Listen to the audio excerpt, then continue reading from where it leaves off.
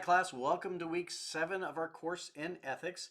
Today we're going to look at a particular topic in applied ethics. In other words, a culturally relevant subject to which we apply the norms that we've decided upon or thought about in our exploration of ethics.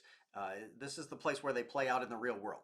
And I want to look specifically at the question of religious toleration. I'm not going to race to abortion or euthanasia or a lot of the hot button issues that are debated in American society. I want to talk about this one because it is a worldwide issue, and it is a profoundly ethical issue. And certainly as a person of faith, teaching courses with a faith-based motivation or faith-based context, I want to look specifically at how ethics addresses the issue of religious toleration in the world. And we're going to do that because it's an issue that's internal to Christianity. We're going to look at John Locke's essay concerning toleration, in which he looks at why people should be allowed to practice their religious beliefs independently of the governance of the states. Because back in the Middle Ages, whatever religion your king was, you were to be also. And when the Catholics and the Protestants split ways and the European countries divided, there was a lot of pressure placed upon the common people by the aristocracy to worship in the same way or of the same school of thought, same church as the ruling powers. So Locke writes in response to that context. It's a subject that's internal to Christianity. It's also interreligious, because in the world today, in the contemporary world, Christians are still the most persecuted ideological group in the world.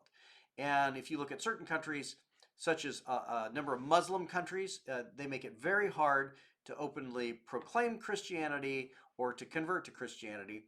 If you look at secular countries of communist backgrounds, Karl Marx was very opposed to religion, and so modern day China is not entirely friendly to the open practice of religion, nor have been a number of the socialist regimes in the 20th century. And ethically, in America, as the country moves in increasingly secular directions, the question of religious freedom is being prodded and tested in different ways. And so it's a hot button contemporary issue around the world in lots of contexts.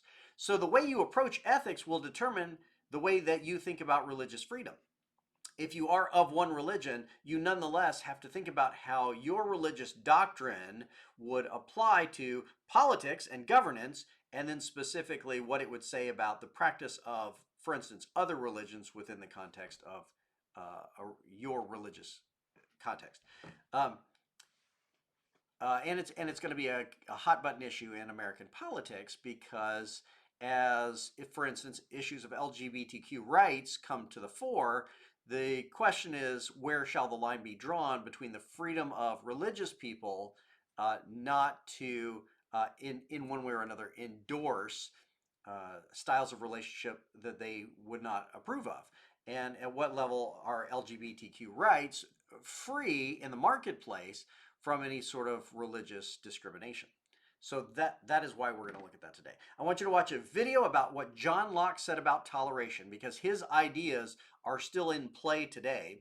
And then I want you to watch a presentation of the gospel. And I try to get this in most of my classes because I want you to know the basic storyline of the message of Jesus if you don't already know it. And if you do already know it, it doesn't hurt to watch the video. So that's what we're going to do this week. I hope that's helpful for you. Let me know if you have any questions.